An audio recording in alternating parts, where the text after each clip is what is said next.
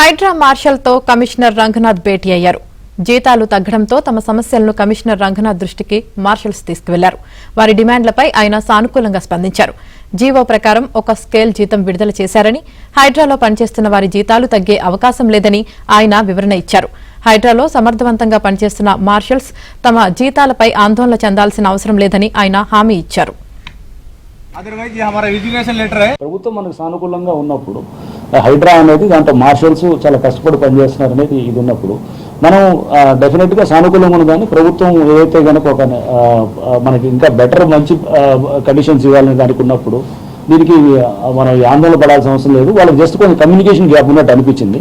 1045 మంది దాదాపు వాళ్ళు వచ్చిన వాళ్ళలో 450 మందికి బెనిఫిట్ అవుతుంది. దాంట్లో యాక్చువల్ వాళ్ళకి 3-4 వేలు పెరిగిందని, కొంతమంది తగ్గిన వాళ్ళు ఆందోళన పడ్డారు, బెనిఫిట్ అయిన వాళ్ళు హ్యాపీగా ఉన్నారు.